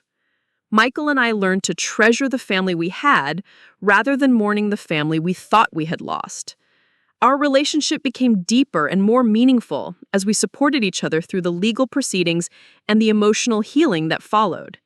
We discovered that we shared Mom and Dad's values of hard work, honesty, and genuine care for others. The hardware store became a symbol of resilience and renewal, thriving under Michael's leadership once the burden of Emma's theft was removed. Customers and employees appreciated the family business even more after learning about the challenges it had overcome, and the store became a gathering place for people who valued integrity and community connection.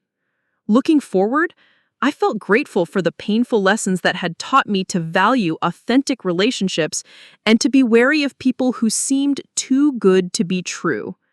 Emma's crimes had shattered my illusions about family perfection, but they had also revealed the strength and wisdom of the people who truly loved me. Mom's dying words, "Give her everything," had initially seemed like a final expression of favoritism toward Emma. But we now understood that Mom had been instructing Emma to give me everything, all the truth and evidence needed to protect our family and seek justice for her crimes. Even in her final moments, Mom had been thinking strategically about how to ensure that her investigation would be discovered and acted upon. The hidden document had indeed changed everything, revealing not just Emma's crimes, but also the depth of Mom's love and the strength of the family bonds that truly mattered. Justice had been served, truth had been revealed, and the family that remained was stronger and more authentic than it had ever been before. 5 years have passed since that devastating afternoon in Mom's bedroom when everything I thought I knew about my family was turned upside down. The woman typing these words bears little resemblance to the naive nurse who once believed her sister was simply the favored child. Today, I understand that what I mistook for maternal preference was actually the most sophisticated protection scheme a dying woman could devise to save her family from complete destruction. The transformation didn't happen overnight. For months after Emma's conviction, I struggled with a complex mixture of vindication and grief that no therapist seemed equipped to fully address. The validation of receiving Mom's inheritance felt hollow when weighed against the knowledge that my entire childhood had been built on carefully constructed lies designed to shield me from a truth too terrible to comprehend. Dinner, every holiday celebration, every shared moment of apparent sisterly affection had been performance art, concealing a level of manipulation that still takes my breath away. Dr. Sarah Henderson, the trauma specialist I eventually found, helped me understand that my conflicted emotions were a normal response to what she termed familial betrayal syndrome. The discovery that someone you've loved and trusted for decades has been systematically deceiving and exploiting your family creates a unique form of psychological damage that combines elements of grief, post-traumatic stress, and survivor guilt into something that defies easy categorization or treatment. The survivor guilt was perhaps the most unexpected aspect of my emotional journey. While Emma sat in federal prison serving her 15-year sentence, I was free to rebuild my life with the financial security that Mom's inheritance provided. The irony wasn't lost on me that the money Emma had schemed to steal was now funding my recovery from the trauma her actions had caused. Some nights, I lay awake wondering if there had been signs I should have recognized, warnings I should have heeded, interventions that might have prevented the devastating culmination of her criminal career. Dr. Henderson helped me understand that Emma's manipulation had been sophisticated enough to fool medical professionals, law enforcement investigators, and financial experts who reviewed her activities after the fact. The idea that I should have detected deceptions that escaped the notice of trained professionals was both unrealistic and counterproductive to my healing process. Emma had spent years perfecting her techniques, using my natural trust and love against me in ways that were calculated and deliberate.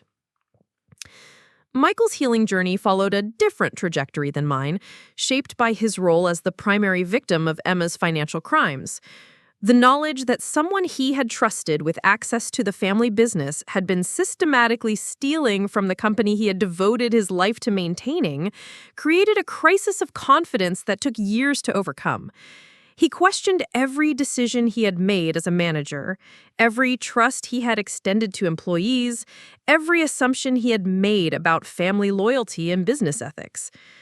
The hardware store's recovery became both a practical necessity and a form of therapy for Michael. Using the funds recovered through civil litigation, he modernized the inventory systems, upgraded the point-of-sale technology, and implemented financial controls that would prevent future theft regardless of who might attempt it. The process of rebuilding the business stronger than it had been before gave him a sense of purpose and accomplishment that helped counteract the feelings of failure and betrayal that had initially overwhelmed him. The store's employees, many of whom had worked there for decades, rallied around Michael with a loyalty and dedication that surprised even him. They understood that the financial struggles they had endured during Emma's theft had been caused by criminal activity rather than poor management. And they appreciated Michael's efforts to provide back pay and improved benefits once the stolen funds were recovered. The business became a testament to the power of honest work and genuine relationships to overcome even the most devastating betrayals.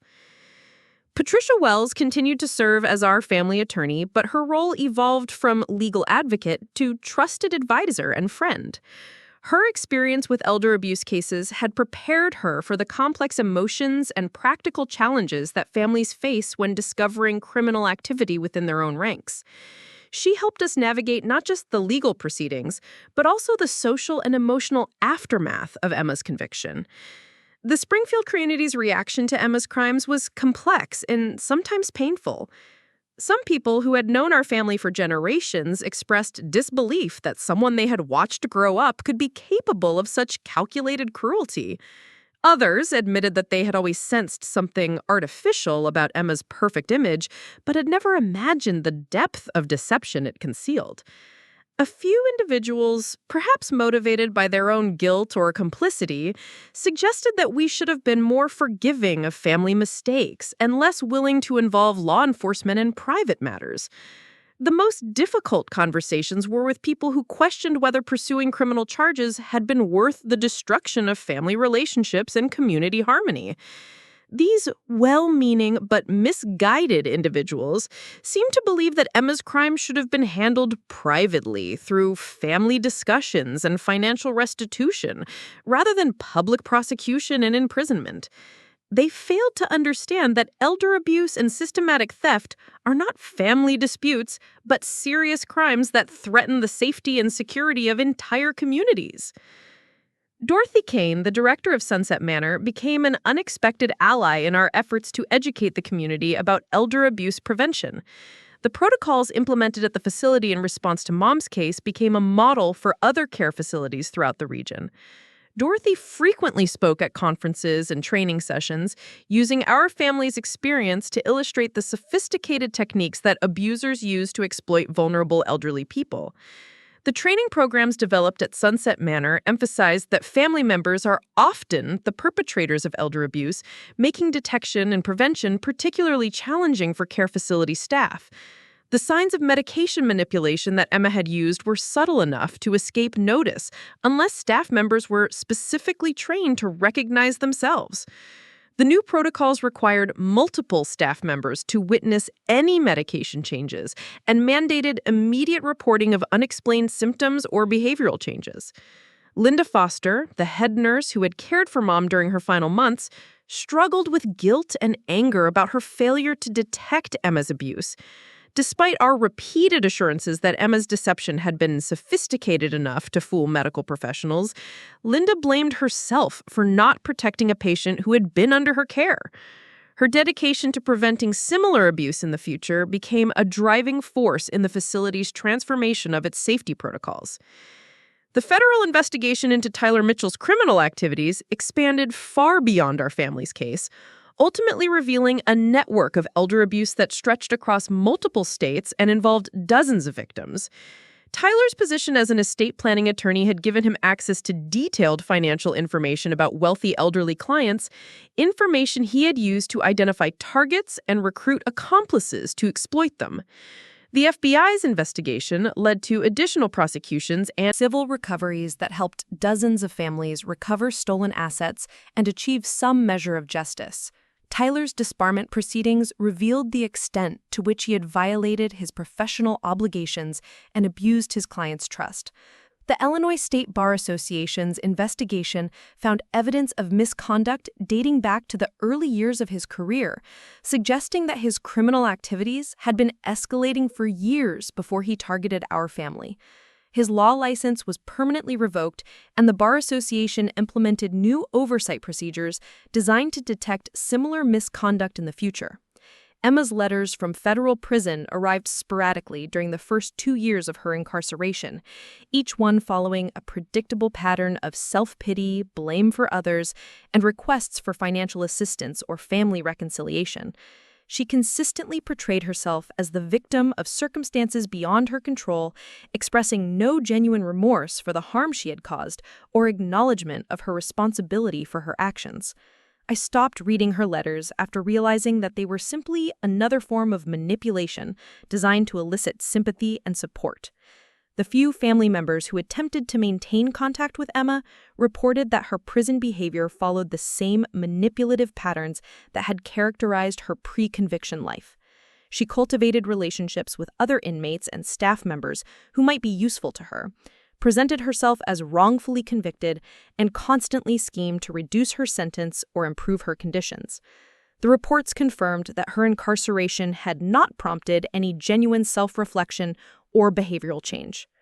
Michael and I made the difficult decision to legally change our last name from Thompson to our maternal grandmother's maiden name, Harrison. The Thompson name had become associated in the community with Emma's crimes, and we wanted to distance ourselves from that legacy while honoring the family members who had lived with integrity and dignity. The name change was both practical and symbolic, representing our commitment to building new identities based on our own choices, rather than the family history that had been tainted by Emma's actions. The house on Maple Street sold more quickly than we had anticipated, purchased by a young family who were unaware of its tragic history.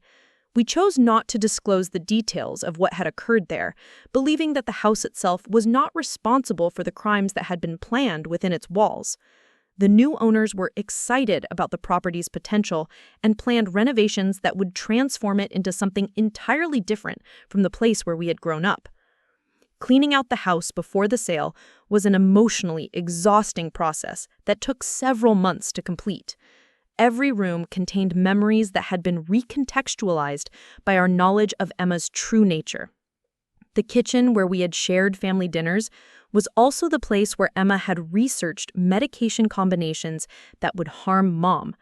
The living room, where we had exchanged Christmas gifts, was also where Emma and Tyler had planned their criminal activities. Some of Mom's belongings were preserved and distributed among family members who could appreciate them without the emotional baggage that Michael and I carried. Her jewelry went to our cousin, Rebecca, who had maintained a close relationship with Mom throughout her life. Her books and art collection were donated to the Springfield Public Library, where they would be available to community members who had known and respected her. The most difficult items to handle were Mom's personal papers and photographs, which told the story of a life lived with purpose and dignity until it was corrupted by Emma's criminal activities. Photo albums that should have been treasured family heirlooms became evidence of the deception that had shaped our childhood. Letters and documents that should have provided comfort during our grief instead reminded us of the trust that had been violated and the innocence that had been lost. My nursing career took on new meaning and purpose as I developed expertise in geriatric care and elder abuse prevention. The knowledge I had gained through our family's traumatic experience qualified me to train other healthcare professionals in recognizing the signs of elder abuse and implementing protective protocols. My work became a way of honoring Mom's memory while helping to protect other vulnerable elderly people from exploitation. The presentations I gave at medical conferences and training seminars always began with the acknowledgement that family members are often the perpetrators of elder abuse, making detection and prevention particularly challenging for healthcare professionals. The techniques Emma had used to manipulate Mom's medications and create false medical emergencies were sophisticated enough to deceive experienced medical professionals, emphasizing the need for systematic safeguards rather than relying solely on clinical judgment. The feedback from healthcare professionals who attended my training sessions confirmed that our family's experience was not unique. Many nurses and doctors shared stories of cases where they had suspected family member abuse but had lacked the evidence or protocols necessary to intervene effectively. The training programs helped equip them with the knowledge and tools necessary to protect their patients from exploitation by family members who might appear loving and concerned. Michael's success in rebuilding and expanding the hardware store became a source of community pride and a testament to the power of honest business practices to overcome even the most devastating challenges. The store's reputation for integrity and customer service attracted new customers who specifically chose to support a business that had survived criminal exploitation without compromising its values. The employee loyalty and dedication that carried the business through its darkest period became its greatest strength as it entered a new phase of growth and prosperity. The modernization of the store's operations included not just new technology and inventory systems, but also comprehensive financial controls that would prevent future theft regardless of who might attempt it. Multiple staff members were required to authorize any significant financial transactions, and all inventory movements were tracked through computerized systems that created detailed audit trails. The new procedures protected the business and its employees from accusations of impropriety. Michael's relationship with his wife Linda and their twin daughters was strengthened by their shared experience of surviving Emma's betrayal and rebuilding their lives together. The girls, now teenagers, understood that their family had overcome serious challenges through honesty, hard work, and mutual support. They took pride in their father's success and appreciated the values that had guided him through the most difficult period of his life. The civil litigation against Emma and Tyler resulted in judgments totaling nearly $3 million when all damages, interest, and attorney fees were calculated. While Emma had no current assets to satisfy the judgment, the court ordered garnishment of any future earnings and seizure of any property she might acquire upon her release from prison. The judgment would follow her for the rest of her life, ensuring that she would never profit from her crimes even if she managed to rebuild her career after serving her sentence. Tyler's assets were more substantial and included his law practice, real estate investments, and retirement accounts that had been funded through his criminal activities. The seizure and liquidation of these assets provided significant recovery for our family and other victims of his crimes. The federal government's aggressive pursuit of asset forfeiture sent a clear message that elder abuse and professional misconduct would result in the complete financial destruction of perpetrators. The Alzheimer's Association Research Fund, established with proceeds from Mom's estate, became a lasting memorial to her courage and sacrifice in exposing Emma's crimes. The fund supported research into the relationship between medication manipulation and disease progression, an area of study that had been overlooked before our case brought it to professional attention. The research findings would eventually help protect other Alzheimer's patients from similar abuse while advancing understanding of the disease itself. Dr. Patricia Wells's retirement party became an opportunity for our family to publicly thank her for her professional excellence and personal dedication throughout our legal ordeal. Her speech at the event focused on the importance of elder law and protecting vulnerable community members, and the satisfaction that comes from achieving justice for families who have been victimized by those they trusted most. Her legacy included not just successful legal outcomes, but also the relationships she had built with families during their darkest hours. The detective work that had led to Emma's conviction continued to pay dividends years after her trial, as law enforcement agencies used the techniques and evidence-gathering methods developed during our case to investigate similar crimes in other jurisdictions. Detective Robert Stevens became a nationally recognized expert in elder abuse investigation, frequently consulting on cases that involved family member perpetrators and sophisticated financial crimes. Agent Maria Rodriguez's federal investigation into elder abuse networks resulted in legislation that strengthened penalties for crimes against elderly victims and improved coordination between local and federal law enforcement agencies. The laws that bore Mom's name in their informal congressional record ensured that her suffering would contribute to the protection of other vulnerable elderly people throughout the country. My relationship with extended family members evolved significantly as word of Emma's crimes spread through our network of relatives and family friends. Some people who had always seemed closer to Emma than to me began reaching out with apologies for misunderstanding family dynamics and expressions of support for the difficult decisions Michael and I had made. Others distanced themselves from our family entirely, apparently uncomfortable with the knowledge that they had been deceived by someone they had known and trusted for years. The most meaningful relationships that emerged from the aftermath of Emma's conviction were with other families who had experienced similar betrayals and abuse. Support groups for elder abuse survivors provided connections with people who understood the unique trauma that comes from discovering criminal activity within one's own family. These relationships became sources of strength and healing that professional therapy alone could not provide. The Springfield community's initial shock and division over Emma's prosecution eventually gave way to a broader understanding of the serious nature of elder abuse and the importance of holding perpetrators accountable regardless of their family relationships.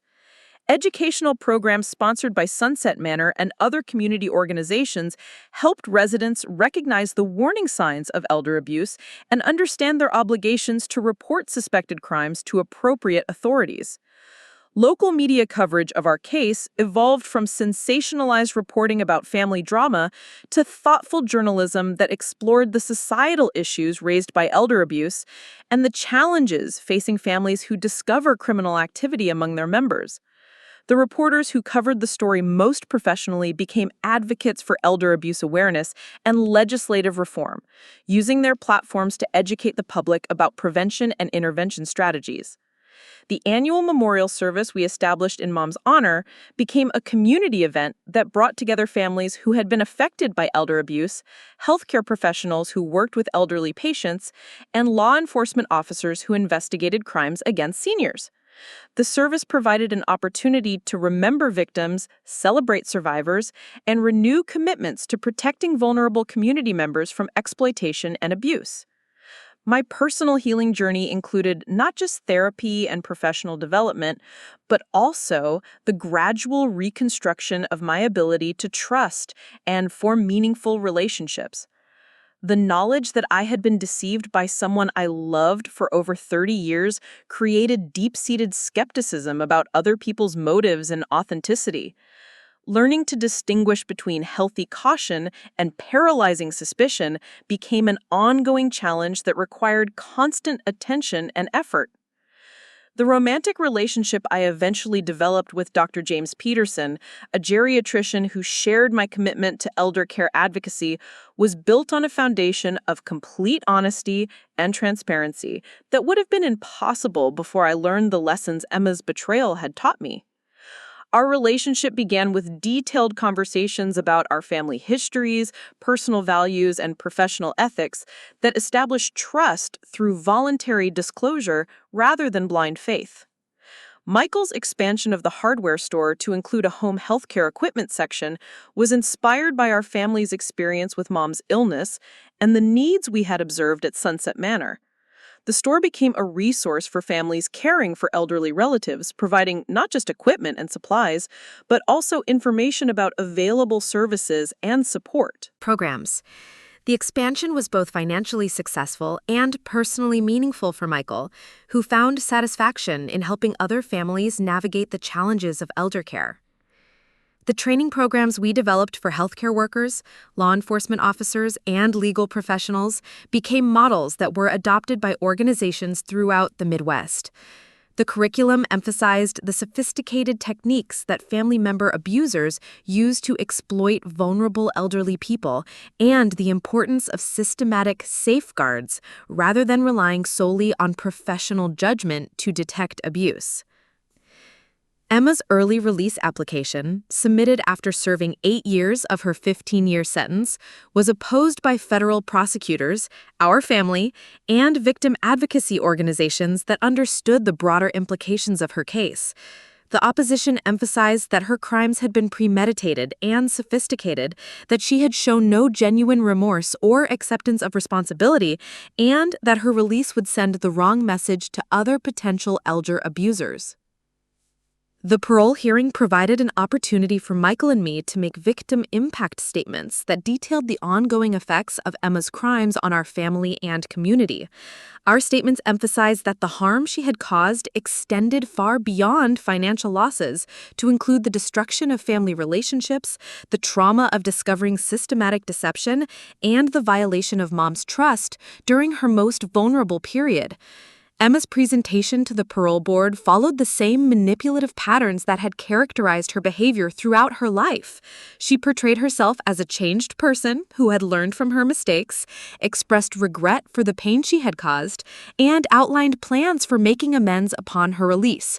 However, her statements lacked the specificity and genuine emotion that would have indicated authentic remorse and personal growth.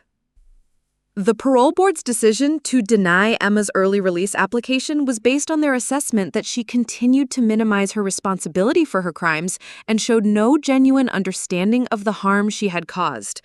Their written decision emphasized that her crimes had been particularly serious due to their targeting of a vulnerable elderly victim and their abuse of family relationships and professional trust. The final resolution of all legal proceedings related to Emma's crimes came 7 years after her initial conviction, when the last of the civil appeals was exhausted and the asset recovery process was completed. The total financial recovery exceeded $4 million when all sources were combined, including seized assets, insurance settlements, and penalty payments from financial institutions that had failed to detect suspicious account activity. The distribution of recovered funds included not just restitution to direct victims, but also funding for community programs designed to prevent elder abuse and support families who had been affected by similar crimes. The hardware store's expansion and modernization were funded entirely through recovered assets, ensuring that Emma's theft ultimately contributed to the business's success rather than its destruction. My marriage to James took place in the small chapel at Sunset Manor, surrounded by the staff members who had cared for Mom during her final months and the community members who had supported our family throughout the legal proceedings. The ceremony was both a celebration of new beginnings and a memorial to the family relationships that had been lost to Emma's crimes. Dorothy Kane served as one of my bridesmaids, symbolizing the unexpected friendships that had emerged from our family's darkest period. The children James and I eventually had together grew up knowing the full story of their grandmother's courage and their aunt's crimes, told in age-appropriate ways that emphasized the importance of honesty, integrity, and protecting vulnerable people from exploitation. They understood that family relationships could be sources of both great love and great harm, and that their own safety and security depended on maintaining the values that had guided their family through its most difficult challenges. The Springfield community's transformation in response to our family's experience included not just improved elder care protocols, but also broader conversations about family dynamics, financial security, and the responsibility that community members have to protect each other from exploitation and abuse. Local schools included elder abuse awareness in their curriculum, teaching students to recognize warning signs and understand their obligations to report crimes. Michael's eventual election to the Springfield City Council provided him with a platform to advocate for elder protection ordinances and community support programs that had been inspired by our family's experience. His reputation for integrity and his understanding of the challenges facing vulnerable community members made him an effective advocate for policy changes that strengthened protections for elderly residents. The 10-year anniversary of Mom's death was marked by the dedication of a memorial garden at Sunset Manor that honored not just her memory, but all victims of elder abuse who had suffered in silence or whose stories had never been fully told. The garden provided a peaceful place for families to remember their loved ones while symbolizing the growth and renewal that could emerge from even the most devastating circumstances. Emma's eventual release from federal prison after serving her full 15-year sentence was accompanied by strict parole conditions that included financial monitoring, regular psychological evaluation, and restrictions on contact with elderly individuals. Her attempts to rebuild her life were hampered by her criminal record, the outstanding civil judgments against her, and the community knowledge of her crimes that made employment and housing difficult to secure. The letters Emma sent requesting family reconciliation and financial assistance were met with polite but firm responses that emphasized our commitment to maintaining appropriate boundaries while wishing her success in rebuilding her life within the constraints imposed by her criminal record. We had learned that genuine forgiveness did not require exposure to continued manipulation or abuse, and that protecting ourselves and our families was both appropriate and necessary. The legacy of Mom's courage in exposing Emma's crimes extended far beyond our immediate family to include legislative changes, professional training improvements, and community awareness programs that protected countless other vulnerable elderly people from exploitation. Her willingness to document abuse while battling a degenerative disease demonstrated a level of strength and determination that continued to inspire everyone who learned her story. The final chapter of our family's recovery was written not through dramatic confrontations or legal victories, but through the quiet accumulation of honest relationships, meaningful work, and genuine community connections that had replaced the artificial perfection that had characterized our lives before Emma's crimes were exposed. We had learned that authentic happiness was built on truth rather than illusion, and that real family bonds were strengthened rather than weakened by honesty about difficult realities. Looking back on the entire experience 15 years later, I understood that Mom's dying words, "Give her everything," had been the final instruction in a lifetime of lessons about protection, sacrifice, and love. She had given me everything I needed to survive Emma's betrayal, seek justice for her crimes, and build a life based on the values that truly mattered. Her hidden document had been more than evidence of criminal activity. It had been a roadmap to freedom from a lifetime of deception and manipulation.